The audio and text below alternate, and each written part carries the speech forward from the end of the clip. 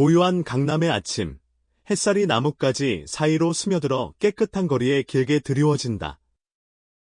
으리으리한 저택들은 현대적인 건축물로 고급스러운 도시 분위기를 자아낸다. 한 저택 대문 앞에는 검은색 벤츠가 기다리고 있다. 운전기사 이민호는 꼼꼼히 차 유리를 닦으며 저택 주인 박재현 회장의 중요한 외출을 준비한다. 저택 문이 열리고 박재현 회장이 밖으로 나온다.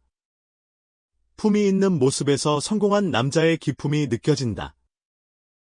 올해로 50세인 박재현 회장은 서울 재계에서 명성이 자자한 대형건설 그룹의 회장이다.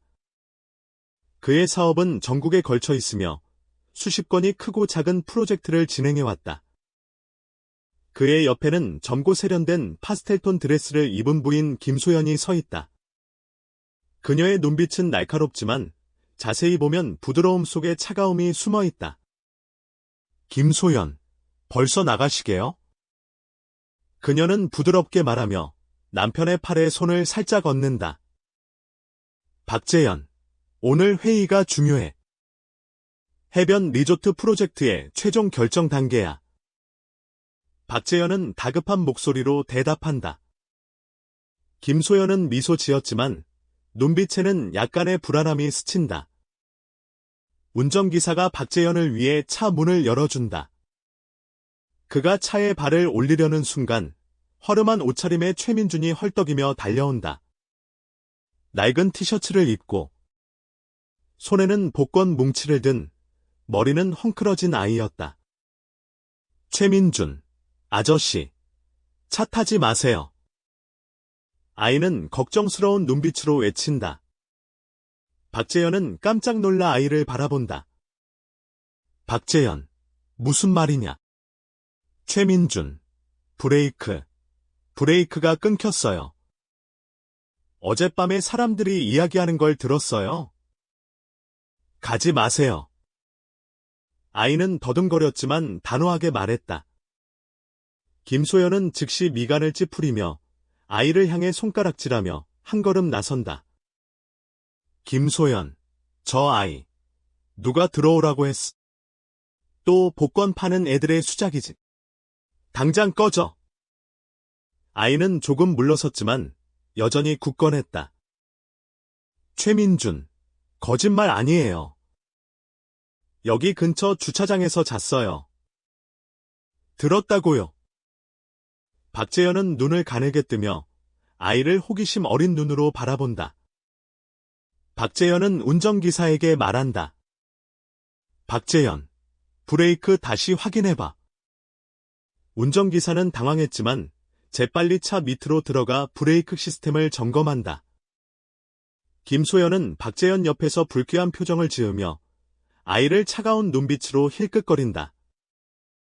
침묵이 흐르고 운전기사가 고개를 들며 얼굴이 하얗게 질렸다. 이민호, 회장님, 브레이크가 정말 끊어졌습니다. 운전기사의 말에 박재현은 충격에 휩싸인다. 그는 김소연을 돌아본다. 김소연, 말도 안 돼. 어떻게 브레이크가 끊어져? 김소연은 목소리를 높이지만 눈빛은 불안하게 흔들린다. 박재현은 최민준을 본다. 아이는 여전히 그 자리에 서서 걱정과 단호함으로 빛나는 눈빛을 하고 있다. 최민준, 제가 한 말이 맞죠? 저는 아저씨가 위험해지는 걸 원하지 않았어요. 김소연은 한숨을 쉬며 팔짱을 끼고 아이를 차갑게 바라본다. 김소연, 저 아이, 수작 부리는 거 보니 돈을 원하는 거지. 하지만 박재현은 그렇게 생각하지 않았다. 왜 가난한 복권 판매원이 김소연의 분노에도 불구하고 그를 경고하려 했을까? 박재현은 아이의 어깨에 손을 얹고 눈빛을 부드럽게 한다. 박재현, 고맙다. 민준아. 네가 아니었으면 큰일 날 뻔했어. 최민준, 별말씀으려. 저는 그냥 해야 할 일을 한 거예요. 아이는 고개를 숙이며 떨리는 목소리로 말한다. 이야기가 믿기 어렵지만 박재현은 불안감을 느낀다. 그의 마음속에 의심의 불씨가 싹트기 시작한다. 민준이 떠나자 박재현은 저택 대문 앞에 서서 아이의 뒷모습을 바라본다. 그는 누가 자신의 차 브레이크를 잘랐는지, 그리고 왜 그랬는지 생각에 잠긴다. 뒤에서 김소연이 다가와 그의 팔에 손을 얹는다. 김소연. 뭔가 착오가 있었겠지. 이런 일에 너무 신경 쓰지 마. 박재현은 희미하게 웃지만 그의 눈빛은 이전처럼 순수하지 않았다. 장면 2. 아침 해가 높이 떠올랐지만 저택에는 여전히 무거운 긴장감이 감돌고 있었다. 박재현은 사무실로 들어가 따뜻한 커피를 손에 들었지만 그의 눈빛은 무언가 먼 곳을 쫓고 있었다. 오늘 아침 일어난 일은 그가 믿어 의심치 않았던 평화로운 삶의 가시를 꽂은 듯했다. 자동차 브레이크가 잘린다는 것은 범죄 영화에서나 볼 법한 일이었다. 누가 그랬을까? 박재현은 마음속으로 생각하며 불안감을 느낀다. 그날 저녁, 거실에 노란빛이 따스하게 퍼져 있을 때, 박재현은 가죽 소파에 앉아 신문을 뒤적이지만 집중하지 못한다. 부엌에서 김소연이 저녁 식사 준비를 마치고 다가온다. 김소연, 무슨 생각하세요? 그녀는 부드럽지만 불안한 목소리로 물으며 그의 옆에 앉는다. 박재현, 오늘 아침 일 말이야. 저 아이에 대해 어떻게 생각해? 그는 신문을 내려놓고 그녀를 똑바로 바라보며 묻는다. 김소연, 더 할 말이 있나요? 그냥 길거리 아이일 뿐이에요. 돈 좀 벌고 싶었겠지. 김소연은 차를 따르며 시큰둥하게 말한다. 박재현은 침묵하며 아내의 반응을 살핀다. 하지만 김소연은 침착한 표정을 짓는다. 김소연, 너무 생각하지 마세요. 브레이크 고장도 기술적인 문제일 수 있어요. 이런 일에 너무 신경 쓰지 마세요. 내일 회의에 집중하세요. 그녀는 그의 손을 잡고 살짝 쥔다. 김소현의 말에는 일리가 있지만 박재현은 여전히 불편함을 느낀다. 다음 날 아침, 박재현은 주차장으로 내려간다. 벤츠가 여전히 그곳에 있었다. 그는 조심스럽게 차를 살펴본다. 브레이크는 어젯밤에 수리되었지만 불안감은 여전했다. 운전기사 이민호가 다가와 깍듯하게 인사한다. 박재현, 다 확인했나? 그는 차 후드를 두드리며 물었다. 이민호, 네. 회장님, 브레이크는 새 것으로 교체했습니다. 하지만 이민호는 말을 흐리며 주저한다. 박재현, 하지만 뭔가. 이민호, 어젯밤의 차고에 누군가 들어온 것 같습니다. 박재현은 멈칫했다. 박재현, 누가?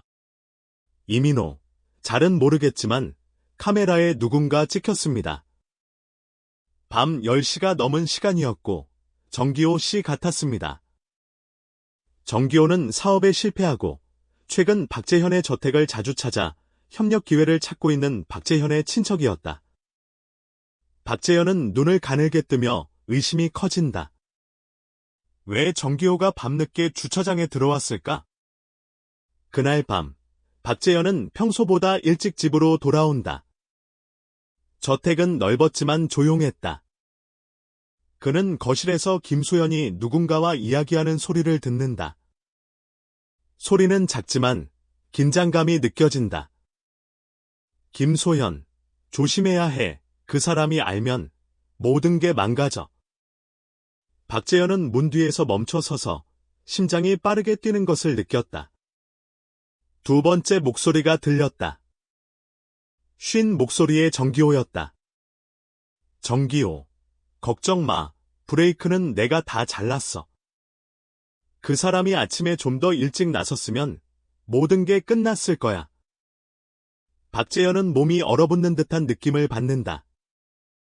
그는 숨을 크게 쉬며 문고리를 꽉 쥔다. 모든 말이 칼날처럼 그의 심장을 찔렀다. 김소연, 그 사람만 없으면 우리 둘이 다 가질 수 있어. 들키지 않게 조심해. 그 사람은 눈치가 빨라. 그 순간 박재현의 세계가 무너져 내렸다. 그가 믿었던 아내, 그가 도와주었던 친척이 그를 죽이려 했다. 박재현은 조용히 돌아섰다. 그는 분노와 배신감에 치밀어 올랐지만 침착함을 유지했다. 장면 3. 박재현은 당장 모든 것을 밝혀내기로 결심한다. 그날 밤, 박재현은 운전기사 이민호를 사무실로 불러 작은 상자를 탁자 위에 놓는다. 박재현, 이것은 소형 카메라야. 차고 구석에 설치해 모든 출입을 기록해야 해. 그리고 민호야. 정기호와 김소연을 주시해줘. 그들의 모든 행동을 즉시 보고해야 해. 이민호는 고개를 끄덕이며 무언가 심각한 일이 일어났음을 알아차린다. 다음 날 아침, 박재현은 집 근처 시장으로 차를 몰았다. 구석에서 최민준이 복권을 정리하고 있었다. 박재현, 민준아. 박재현은 차를 세우고 큰 소리로 불렀다. 아이는 그를 알아보고 눈을 반짝이며 쳐다본다. 최민준, 회장님, 괜찮으세요? 박재현은 다가가 그의 옆에 앉는다. 박재현, 괜찮아. 하지만 내가 내 목숨을 살린 것 같구나. 박재현은 희미하게 웃었지만 그의 목소리에는 씁쓸함이 묻어 있었다. 민준은 걱정스러운 눈빛으로 그를 바라본다. 최민준, 누가 그랬는지 몰라요. 하지만 그들이 브레이크를 자르는 것에 대해 이야기했어요. 박재현, 다른 이야기는? 최민준은 고개를 가로젓는다. 최민준, 그것뿐이에요. 하지만 그들이 계획이 실패하면 계속할 거라고 말했어요. 박재현은 잠시 침묵하다가 아이의 어깨에 손을 얹는다. 박재현, 고맙다. 민준아. 이제 안심해. 내가 다 해결할 테니까. 민준은 고개를 끄덕이지만 눈빛은 여전히 경계로 가득 차 있었다. 저택으로 돌아온 박재현은 모든 것이 이제 시작일 뿐임을 알았다. 그가 해야 할 일은 그가 사랑하고 믿었던 사람들과 싸우는 것이었다. 그날 아침, 김소영과 짧은 대화를 나눈 후 박재현은 출근하지 않기로 한다. 그는 파트너와의 회의를 취소하고 저택에 남는다. 그의 머릿속에는 어젯밤 민준이 한 말이 계속 맴돌았다. 수리된 벤츠는 여전히 그의 마음을 불안하게 했다. 그는 차고로 내려가 차를 조심스럽게 살펴본다. 눈은 차 앞바퀴 가장자리에 머물렀다. 완벽하게 청소된 바퀴에는 흙이 없지만 바퀴 아래 바닥에 무언가 긁힌 듯한 자국이 길게 늘어져 있었다. 누군가 여기를 건드린 것일까? 박재현은 생각한다. 그는 몸을 굽혀 손으로 바닥을 쓸어본다. 실제로 긁힌 자국들이 있었다. 자세히 관찰하지 않으면 놓칠 만한 작은 자국들. 박재현은 휴대전화를 꺼내 이민호를 부른다. 박재현, 민호야, 차고에 잠깐 와 줄 수 있겠나? 잠시 후, 이민호가 나타난다. 박재현은 바닥의 자국을 가리킨다. 박재현, 이 자국은 뭘까? 이민호는 고개를 숙여 살펴보더니 얼굴에 당혹스러운 기색을 드러낸다. 이민호, 렌치나 드라이버 자국 같습니다. 회장님, 제가 남긴 자국이 아닙니다. 박재현, 그럼 누가? 박재현은 숨겨진 의미를 담아 묻는다. 이민호는 침묵한다. 그날 저녁, 박재현은 결정을 내린다. 그는 이민호를 사무실로 불러 작은 상자를 건넨다. 박재현, 이것은 소형 카메라야. 차고의 구석에 설치해. 모든 출입을 기록해야 해. 이민호는 상자를 쥐며 고개를 끄덕인다.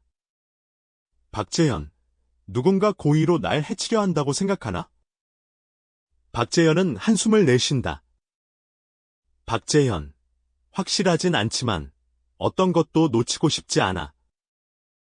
이민호는 더 묻지 않고 그날 밤 카메라를 설치한다. 3일 후, 해가 기울 무렵, 정기호가 갑자기 저택에 나타난다. 정기호, 재현아, 오랜만에 인사나 하려고 왔어. 잘 지내지? 정기호는 웃으며 박재현의 어깨를 두드린다. 박재현은 정기호를 집 안으로 안내한다. 김소연은 친척을 반가워하며 차와 간식을 준비한다. 이야기하는 동안 정기호는 박재현의 사업에 큰 관심을 보이며 회사 재정을 묻는다. 정기호, 요즘 상황은 어때? 회사의 새로운 프로젝트는 진행하고 있어? 정기호는 차를 마시며 물었다. 박재현은 미소 짓는다. 박재현, 잘 지내고 있어. 왜 그런 걸 묻는 거야? 정기호, 그냥 궁금해서. 기회가 되면 같이 일하고 싶어. 어쨌든 가족이잖아. 박재현은 정기호를 똑바로 바라보며 그의 말에서 가식을 느낀다. 김소연은 묵묵히 앉아 정기호를 의미심장하게 쳐다본다. 늦은 밤, 정기호가 떠난 후 박재현은 사무실에서 노트북을 열어 차고 카메라를 확인한다. 영상은 정상적으로 보이다가 자정이 될 무렵 누군가가 차고에 들어선다. 얼굴을 가린 채였다.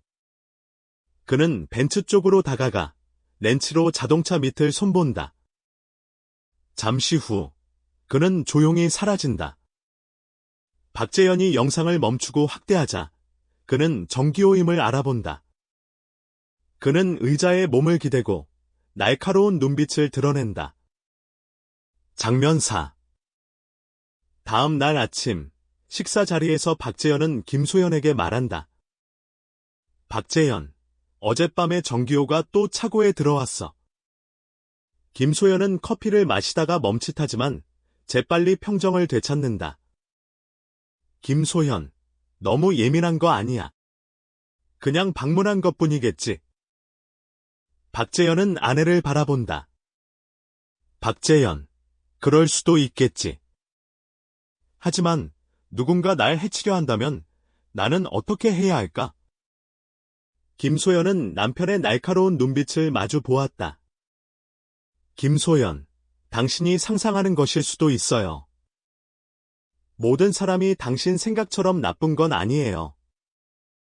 김소현의 목소리는 차분했지만 그의 눈빛에는 불안함이 스쳤다. 박재현은 더 이상 아무 말도 하지 않는다. 오후, 박재현은 최민준이 복권을 파는 시장으로 향한다. 박재현, 민준아. 그는 아이를 발견하고 큰 소리로 불렀다. 최민준은 그를 알아보고 눈을 반짝인다. 최민준. 회장님, 괜찮으세요? 박재현은 그의 옆에 앉아 어깨를 두드린다. 박재현, 괜찮아. 나를 경고해줘서 고맙다.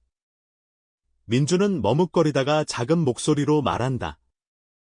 최민준, 또 들은 이야기가 있어요. 어젯밤에 정기호 아저씨가 누군가와 이야기했어요. 김소연 아주머니 같았어요. 박재현은 한숨을 내쉰다. 박재현, 무슨 이야기를 들었니? 최민준은 고개를 저었다. 최민준, 조금밖에 못 들었어요. 그 사람이 의심하기 전에 서둘러야 한다고 말했어요. 박재현은 민준을 바라보며 혼란스러운 감정을 느꼈다. 박재현, 고맙다. 민준아, 무슨 일이 있으면 나에게 말해주렴. 민준은 고개를 끄덕인다. 저녁 무렵 낡은 시장은 점점 인적이 드물어졌다. 최민주는 마지막 복권을 팔고 난 후 자신을 바라보는 시선을 느낀다. 고개를 돌려봤지만 아무도 없었다. 그는 박재현의 저택을 떠난 후 줄곧 이 불안한 시선을 느꼈다. 그는 그가 아는 모든 것이 그를 위험에 빠뜨릴지도 모른다는 두려움을 떨칠 수 없었다. 복권을 정리하고 평소보다 일찍 시장을 떠나려 할 때 어두컴컴한 골목길에서 4명의 그림자가 나타난다. 그림자 1. 아, 너 할 일 없냐? 덩치 큰 남자가 모자를 눌러 쓴 채로 쉰 목소리로 말한다. 민주는 즉시 그들이 정기호와 함께 있었던 자들임을 알아본다. 최민준, 무슨 말인지 모르겠어요. 민주는 뒷걸음질 쳤지만 침착함을 잃지 않으려 애썼다. 남자는 비웃으며 그에게 다가간다. 그림자 1, 내가 뭘 들었든 잊어버리는 게 좋을 거야. 안 그러면 남자는 칼을 꺼내 위협한다. 민준의 심장이 빠르게 뛰기 시작한다. 그는 그들이 무서워 보인다는 것을 보여줄 수 없다는 것을 알았다. 최민준, 아무것도 몰라요. 민준은 고개를 숙이며 말했지만 그의 시선은 벗어날 길을 찾고 있었다. 그림자 2, 내가 똑똑하게 행동하면 여기서 사라져. 남자가 귓속말로 으르렁거린다. 그때 오토바이 소리가 들려오자 민주는 남자를 밀치고 골목에서 뛰쳐나온다. 뒤에서 욕설이 들려왔지만 그는 뒤돌아보지 않고 큰 길까지 내달렸다. 그날 밤 민주는 낡은 집 앞에서 떨리는 손을 꽉 쥐었다. 그는 박재현에게 이 일을 말해야 한다고 생각했다. 민주는 박재현에게 연락하기 위해 낡은 휴대전화를 꺼낸다. 몇 번의 신호음 끝에 박재현의 목소리가 들려온다. 박재현, 민준아, 무슨 일이니? 최민준, 회장님, 드릴 말씀이 있어요. 제가 감시당하는 것 같아요. 전화 너머의 침묵이 흐른다. 박재현, 어디니? 내가 지금 바로 갈게. 30분 후, 박재현은 민준의 집 앞에 도착했다. 그는 힘없이 계단에 앉아 있었지만 정신은 맑았다. 박재현, 괜찮니? 박재현은 차에서 내려 그의 어깨에 손을 얹는다. 최민준, 제가 회장님께 말한 일 때문에 제가 어려움에 처한 것 같아요. 민준은 골목에서 있었던 일을 상세히 이야기한다. 박재현의 표정은 점점 어두워진다. 박재현, 그들은 나뿐만 아니라 너까지 막으려 하는구나. 박재현은 한숨을 내쉰다. 최민준, 죄송해요. 어른들의 일에 끼어들고 싶지 않았지만 그냥 모른 척할 수 없었어요. 박재현은 희미하게 웃으며 아이의 어깨를 다정하게 두드린다. 박재현, 내가 옳은 일을 한 거야. 이 일은 내가 해결할게. 하지만 그들이 다시 나타난다면 어쩌지? 나는 더 이상 문제를 일으키고 싶지 않아. 민주는 입술을 깨물며 걱정스럽게 말한다. 박재현은 잠시 생각에 잠긴다. 박재현, 너 여기서 떠날 거야. 오늘부터 우리 저택에서 같이 살자. 내가 널 다시는 위험하게 만들지 않을게. 민주는 놀란 눈으로 박재현을 쳐다본다. 그는 안도감을 느끼지만 여전히 의아해한다. 그날 밤, 민주는 박재현과 함께 저택으로 돌아왔다. 김소연은 거실에서 나와 민준을 보고 놀란 표정을 짓는다. 김소연, 민준이, 왜 여기 있어? 김소연은 부드러운 목소리로 묻지만 눈에는 불편함이 느껴진다. 박재현, 민준이는 당분간 여기서 나와 함께 지낼 거야. 김소연은 어색해했지만 재빨리 미소 짓는다. 김소연, 잘 됐네. 편하게 지내. 하지만 박재현은 민준이 계단을 오를 때 김소연의 눈빛이 결코 환영이 아니라는 것을 느꼈다. 모든 사람이 잠든 시간, 민주는 손님방에 누워 있었지만 잠들지 못했다. 그는 거실에서 들려오는 목소리에 조심스럽게 복도로 나간다. 난간에 기대서 듣는다. 김소연은 누군가와 전화 통화 중이었다. 목소리는 작았지만 민주는 그녀의 말을 들을 수 있었다. 김소연, 저 아이 여기 오래 두면 안 돼. 모든 걸 들을지도 몰라. 민주는 심장이 뛰는 것을 느끼며 뒤로 물러선다. 그는 저택에 들어왔지만 이곳이 그에게 안전한 곳이 아니라는 것을 깨달았다. 장면 5. 다음 날 아침, 박재현은 식탁에 앉아 신문을 읽고 있었다. 민준이 다가와 그의 맞은편에 앉는다. 최민준, 회장님. 최민준은 말을 더듬으며 입을 연다. 박재현, 무슨 일이니? 최민준, 어젯밤에 김소연 아주머니가 누군가와 이야기하는 걸 들었어요. 저를 여기 오래 두면 안 된다고 했어요. 박재현은 차를 들던 손을 멈춘다. 그는 신문을 내려놓고 날카로운 눈빛으로 민준을 바라본다. 박재현, 내가 알아서 할게. 말해줘서 고맙다. 저택 밖 하늘은 맑았지만 곧 폭풍우가 닥칠 듯한 긴장감이 감돌고 있었다. 박재현은 곧 진실을 밝혀내기로 결심한다. 그날 오후, 박재현은 큰 창문 앞에 서서 저택 앞마당을 바라본다.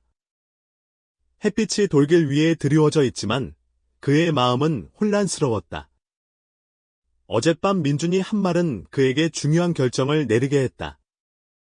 진실을 파헤쳐야 한다.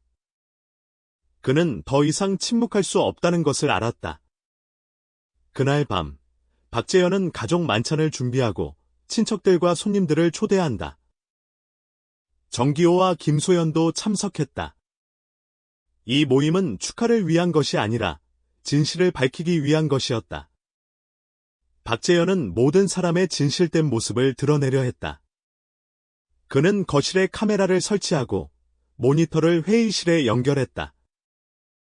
그는 차고 카메라와 김소연의 통화 기록도 준비했다. 박재현은 이민호와 민준을 쳐다본다. 그들에게 모든 것을 맡길 수 있다는 믿음을 보낸다. 그날 저녁, 저택은 불빛으로 밝게 빛났다. 김소연은 화려한 드레스를 입고 있었지만 불안한 기색을 감추지 못했다. 정기호는 활짝 웃으며 아무 일도 없었다는 듯이 박재현과 이야기한다. 정기호, 재현아, 사업은 잘 되고 있나? 해변 리조트 프로젝트는 거의 끝났지. 정기호는 능글맞게 웃으며 의미심장한 눈빛을 보낸다. 박재현, 잘 되고 있어. 박재현은 차분하게 답하지만 그의 눈은 정기호를 주시하고 있었다. 손님들이 모두 도착하자 저녁 식사가 시작된다. 하지만 거실에는 불편한 분위기가 감돌았다. 박재현은 식탁에 와인을 내려놓으며 진지한 표정으로 자리에서 일어선다. 박재현, 오늘 참석해 주셔서 감사합니다. 저는 오늘 여러분과 중요한 이야기를 나누고 싶습니다. 모든 시선이 그에게로 향한다.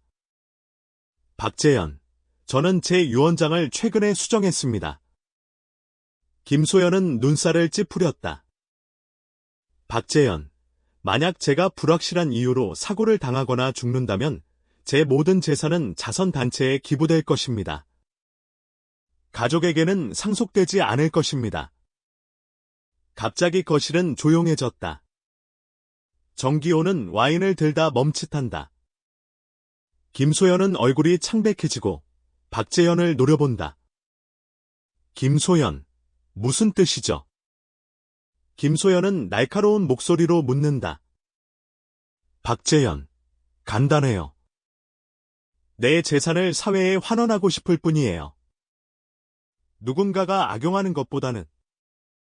그는 김소연을 똑바로 바라보며 말한다. 김소연은 미소를 지으려 애썼지만 입술이 떨렸다. 김소연, 너무 걱정하셨어요. 우리 가족은 언제나 행복해요. 누가 그런 끔찍한 일을 하겠어요? 정기호가 끼어들며 어색하게 웃었다. 박재현, 그럴까? 그럼, 보여주지. 박재현은 리모컨을 누른다.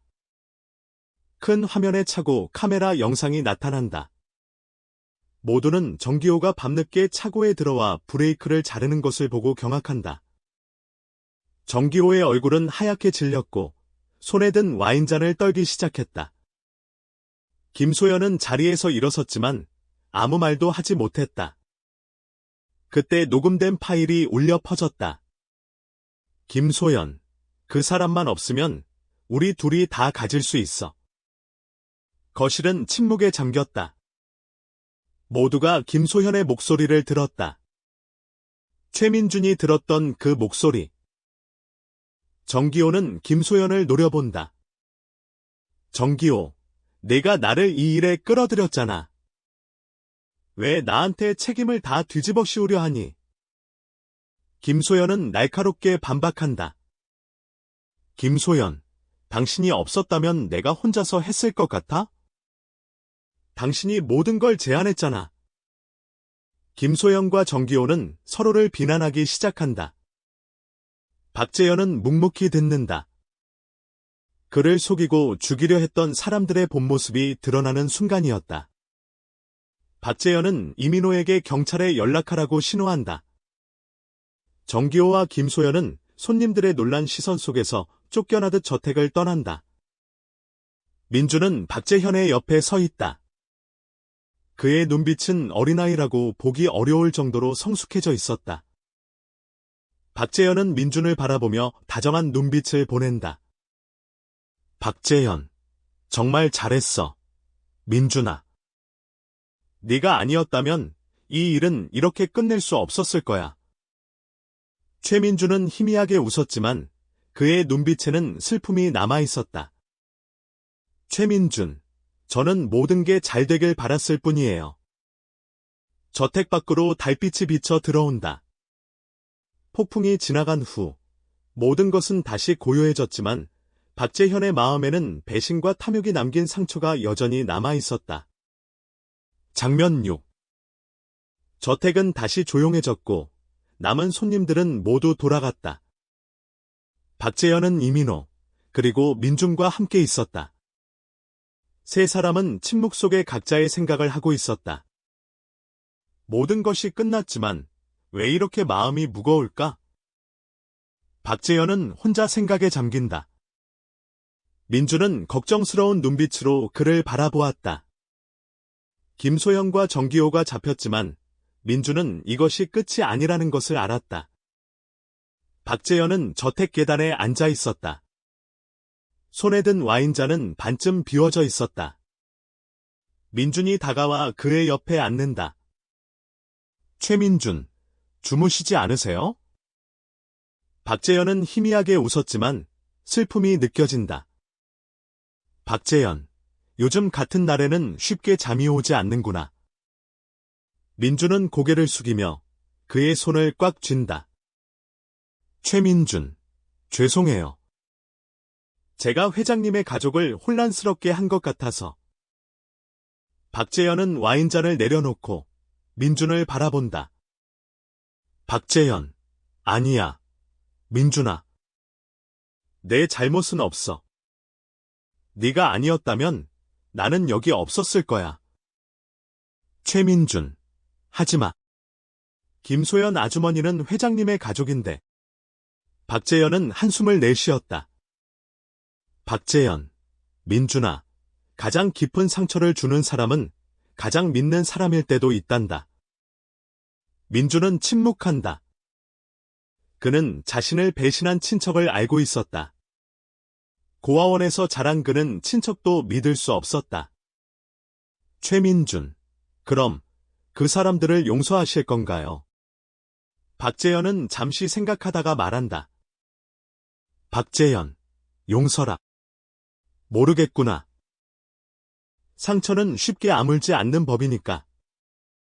다음 날 아침, 경찰에서 사건 조사 보고서가 도착한다. 조사 결과, 김소연과 정기호는 수개월 전부터 계획을 세웠다. 정기호는 차 브레이크를 잘랐고, 김소연은 뒤에서 정보를 제공했다. 박재현은 이민호의 보고를 듣고 고개를 끄덕였다. 그가 예상한 대로였다.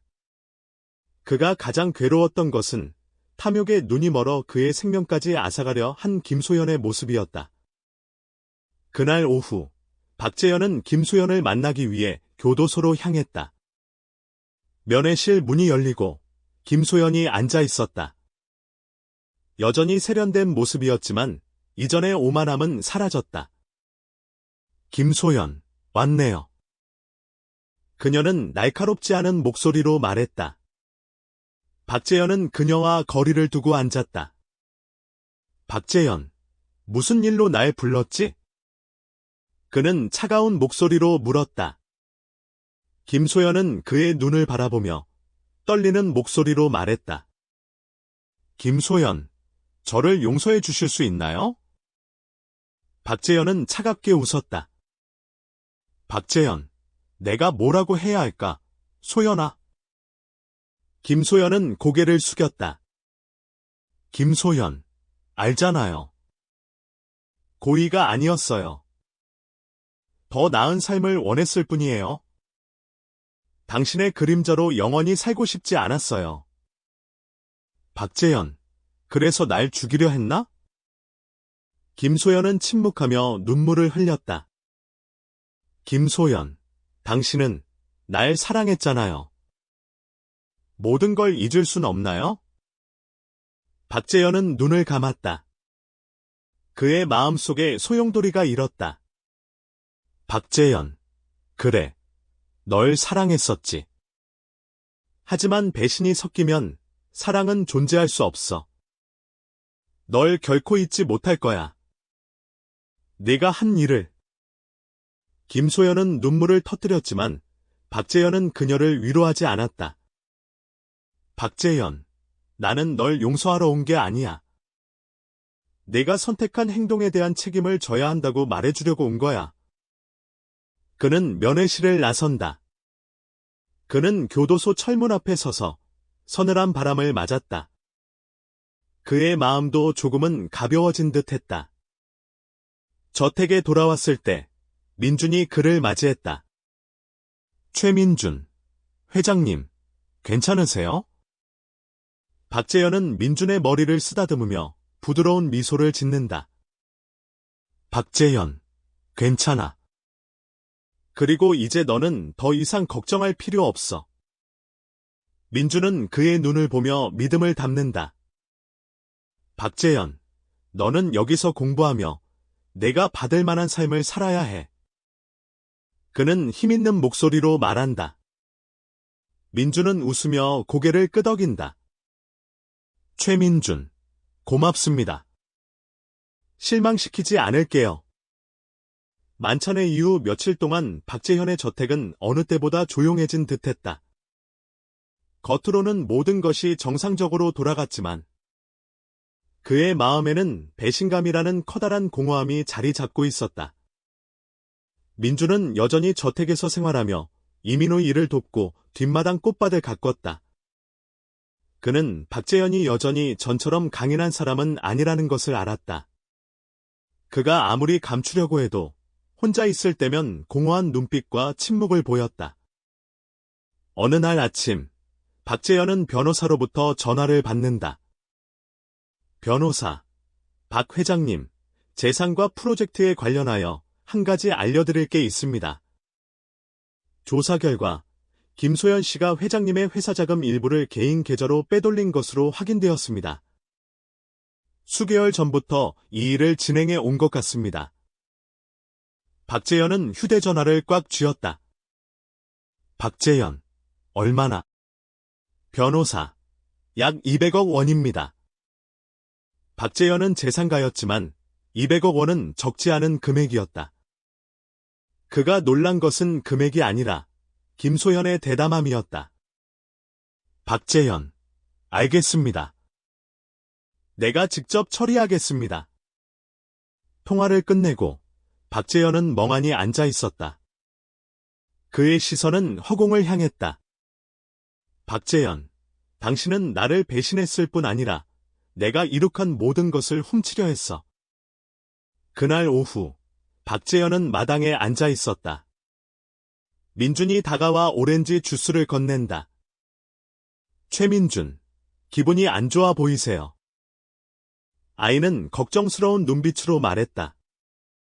박재현은 미소를 지었지만 그의 미소는 눈에 닿지 않았다.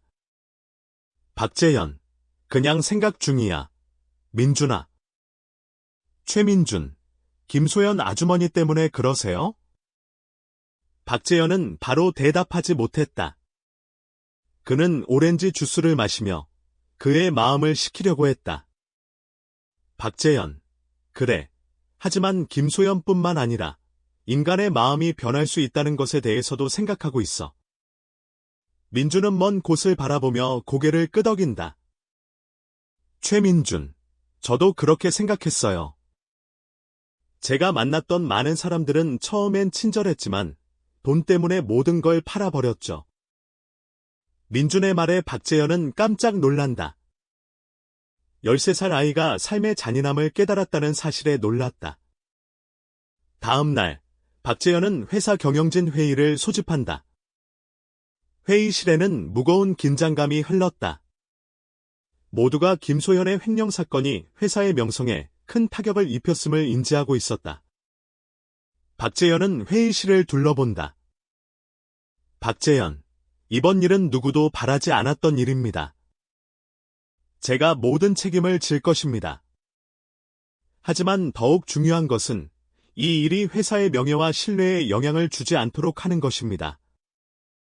경영진 중 한 명이 박재현에게 말했다. 경영진 일. 박 회장님, 우리는 회장님이 겪은 고통을 알고 있습니다. 하지만 회장님은 믿고 있습니다. 지금까지 회장님은 언제나 투명하고 헌신적이셨습니다. 박재현은 고개를 끄덕이며 오랫동안 함께 일한 동료들의 지지에 감사한다. 박재현, 개인 재산을 사용해 손실을 메우겠습니다. 회사는 그 어떤 손해도 입지 않을 것입니다. 모두가 박재현의 결심에 감탄했다. 회의 후, 박재현은 회사를 재정비하기로 결정했다. 그는 중요하지 않은 프로젝트를 중단하고 유망한 프로젝트에 집중했다. 그는 재정 시스템을 다시 검토하며 미래에 있을지도 모르는 배신을 막고자 했다. 바쁜 일상 속에서도 박재현은 매일 저녁 민준과 시간을 보냈다. 그는 아이와 함께 동네를 산책하거나 정원에서 대화를 나눴다. 한 달 후, 박재현은 민준을 사립학교에 데려간다. 아이는 학교 문 앞에서 설레기도 하고 불안하기도 한 모습을 보였다. 최민준, 다시 학교에 다니게 될 줄은 상상도 못했어요. 아이는 작은 목소리로 말했다. 박재현은 민준의 어깨에 손을 얹었다. 박재현, 내 새로운 시작이야. 잘할 수 있을 거야. 민준은 눈빛에 결연함을 담아 웃었다. 최민준, 노력할게요. 회장님처럼 되고 싶어요. 박재현은 따뜻한 미소를 지었다. 박재현, 나처럼 될 필요는 없어. 나보다 더 좋은 사람이 되렴. 모든 것이 안정되어 가는 듯 했지만 박재현은 삶이 언제나 순탄하지는 않다는 것을 알았다. 하지만 민준은 그에게 진실과 선의를 믿을 수 있는 힘을 주었다. 그는 모든 사람이 실수를 할 수 있다는 것을 알고 있었지만 가장 중요한 것은 실수에 대처하고 고치는 것이었다. 학교 문으로 들어가는 민준을 보면서 박재현은 사업을 시작했을 때의 자신을 떠올렸다. 그는 모든 어려움과 싸울 준비가 되어 있었다. 그리고 이번에는 그 혼자가 아니었다. 아침 햇살 아래 박재현의 저택은 배신과 고통의 장소가 아니었다.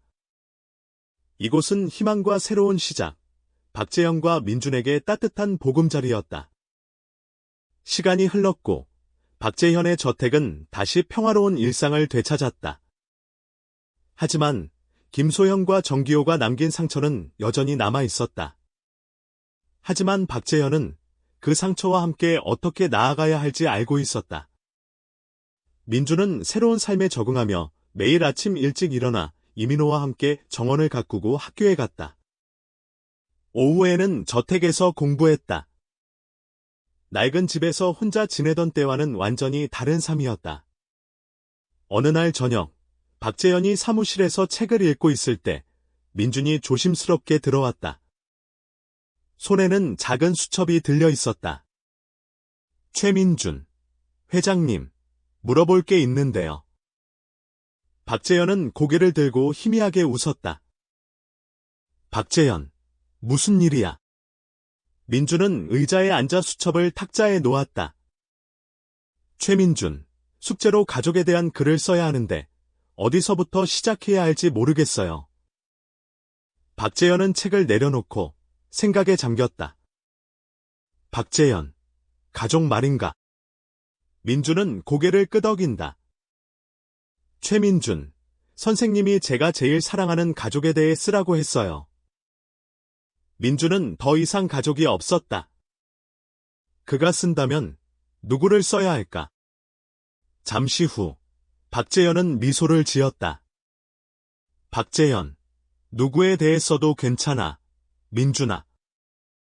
가족은 혈연으로만 만들어지는 것이 아니야. 때로는 너를 지지하고 사랑해주는 사람이 가족이 되는 거야. 민준은 따뜻한 눈빛으로 그를 바라본다. 최민준, 그럼 회장님에 대해 쓸게요. 박재현은 약간 놀랐지만 고개를 끄덕였다. 어느 일요일 아침, 박재현은 민준을 고아원으로 데려갔다. 그는 그곳에서 아이들과 함께 시간을 보냈다. 고아원은 아이들의 웃음소리로 활기찼다. 민준은 아이들과 함께 놀았다. 박재현은 아이를 조용히 바라봤다. 한솔아, 회장님, 민준이는 정말 착한 아이 같아요. 고아원 원장이 그에게 말했다. 박재현은 미소 지었다. 박재현, 그 아이는 제 삶의 빛과 같습니다. 한솔아 원장이 웃었다. 한솔아, 민준이를 위해 미래에 어떤 계획을 갖고 계신가요? 박재현은 잠시 생각에 잠겼다. 박재현, 민준이가 공부를 잘해서 자신이 원하는 삶을 살았으면 좋겠습니다. 그리고 언젠가 제 뒤를 잇고 싶어 한다면 그를 돕고 싶습니다. 그의 회사는 계속 성장했으며 손실을 복구하고 새로운 프로젝트를 진행했다. 박재현은 고아원을 포함한 자선 활동에 많은 투자를 했다. 민준은 기업 미팅에서 박재현을 도우며 경영을 배웠다. 그는 소년에서 어른으로 성장했다. 어느 날 오후, 박재현이 일하고 있을 때 이민호가 편지 한 통을 가져온다. 이민호, 회장님, 교도소에서 편지가 왔습니다. 박재현은 편지를 받았다. 김소현의 편지였다. 박재현은 잠시 망설이다가 편지를 열어보았다. 글씨는 익숙했다. 김소연, 재현씨, 교도소에서 많은 걸 깨달았어요. 가장 후회되는 건 탐욕 때문에 당신과 가족을 힘들게 했다는 거예요. 용서를 바라지 않아요. 하지만 당신이 행복하길 바라요. 그는 편지를 접어 탁자에 올려놓았다. 그는 복잡한 감정을 느꼈다. 그날 저녁, 박재현은 마당에 앉아 있었다. 민준이 그의 옆에 앉는다. 최민준, 무슨 생각하세요? 박재현은 부드럽게 미소 지었다. 박재현, 과거를 생각하고 있었어. 최민준, 김소연 아주머니를 미워하세요. 박재현은 잠시 침묵하다가 고개를 저었다. 박재현, 아니, 미워하지 않아. 안타까울 뿐이야. 더 나은 선택을 할 수도 있었을 텐데. 민주는 고개를 끄덕였다. 최민준, 만약 그 아주머니가 진심으로 후회한다면 용서해야 할 것 같아요. 가끔은 다른 사람을 위해서가 아니라 자신을 위해 용서해야 하니까요. 박재현은 웃으며 민준의 머리를 쓰다듬었다. 박재현, 내 말이 맞아.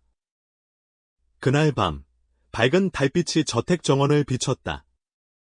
박재현의 마음은 한결 편안해졌다. 때로는 행복은 놓아버리고 현재를 소중히 하는 것에서 온다. 장면 8. 강남의 아침은 평화로웠다. 햇살은 정원의 나무 사이로 스며들어 박재현 저택으로 이어지는 돌길을 비춘다. 민주는 계단에 앉아 그의 생일 선물인 자전거를 닦고 있었다. 그는 기쁨에 빛나는 눈으로 자전거를 꼼꼼히 닦았다. 박재현은 그 모습을 바라봤다. 그는 마치 자신이 젊은 시절 건설 현장에서 일했던 때를 보는 듯했다. 삶은 놀라웠다. 박재현은 자신의 운명을 받아들였다. 민주는 그와 함께한 1년 동안 그의 가족이 되었고 그의 삶에 영감을 주었다. 복권을 팔던 아이는 이제 모범생이 되었고 수학과 문학에서 뛰어난 재능을 보였다. 그는 박재현의 회사에 자주 방문하며 경영을 배우기도 했다. 어느 날 오후, 민준이 그에게 조심스럽게 물었다. 최민준, 회장님, 나중에 저도 회장님 회사에서 일할 수 있을까요? 박재현은 미소 지으며 아이의 어깨에 손을 얹었다. 박재현, 물론이지. 하지만 먼저 공부를 열심히 해야 해. 우리 회사는 재능과 인성을 갖춘 사람을 환영하니까?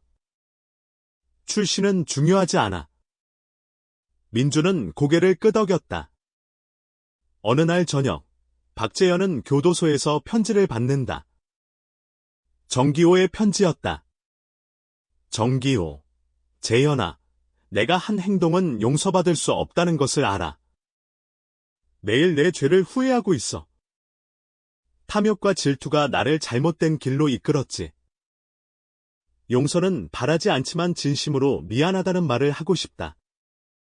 만약 다시 자유를 얻는다면 처음부터 다시 시작하고 싶어. 박재현은 편지를 읽고 복잡한 감정을 느꼈다. 그는 모든 사람이 다시 시작할 수 있다는 것을 믿었다. 그가 정기호에게 한 행동은 용서하기 어려웠지만 박재현은 증오에서 벗어나기로 결심한다. 다른 날 아침, 박재현은 여자 교도소에서 전화를 받는다. 김소연이 모범수로 감형을 신청했다는 소식이었다. 박재현은 직접 그녀를 만나지는 않았지만 변호사를 통해 그의 말을 전했다. 박재현, 잘 지내고 내 잘못을 바로잡도록 노력해.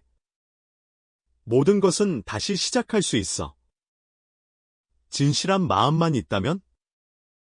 그는 김소연이 변할 수 있을지 확신하지 못했지만 그녀가 자신의 죄를 뉘우치고 행복하게 살기를 바랐다. 어느 날 저녁, 박재현과 민준은 정원에 앉아 있었다. 그때 민준이 그에게 물었다. 최민준, 회장님, 제가 회장님은 아버지라고 불러도 될까요? 박재현은 감동에 젖은 눈으로 민준을 바라보았다. 박재현, 진심으로 그렇게 하고 싶니? 민준은 떨리는 목소리로 고개를 끄덕였다. 최민준, 저는 어렸을 때부터 아버지가 없었어요. 항상 회장님 같은 아버지가 있었으면 좋겠다고 생각했어요. 항상 저를 보호해주고 사랑해주시는 그런 아버지요. 박재현은 민준을 안으며 감격에 잠긴 목소리로 말했다. 박재현, 이제부터 내가 내 아버지가 되어줄게. 그 순간, 혈연으로 맺어지지 않은 두 사람 사이에는 사랑과 믿음이라는 끈이 만들어졌다. 그 후, 박재현은 민준을 회의에 데려가 경영을 가르쳤다. 그는 어른이 되어가고 있었다. 어느 날 아침, 민준과 박재현은 저택 옥상에서 먼 수평선을 바라봤다. 최민준, 아빠, 미래는 힘들겠죠? 아이가 물었다. 박재현은 미소 지으며 먼 곳을 바라봤다. 박재현, 미래는 늘 어렵지만 내가 믿음을 가지고 싸울 준비가 되어 있다면 못할 것은 없어. 민준은 희망에 찬 얼굴로 웃었다. 최민준, 걱정 마세요. 저는 탐욕과 질투에 흔들리지 않을 거예요. 박재현은 민준의 머리를 쓰다듬으며 미소 지었다. 해돋이 아래 두 사람의 모습은 희망과 밝은 미래를 향해 나아가고 있었다. 삶에서 가족은 피로 맺어지는 것이 아니라 진실한 사랑과 마음에서 우러나온다는 것을 보여주었다. 강남의 아침은 평화로웠다. 박재현과 민준은 새로운 시작을 향해 나아가고 있었다.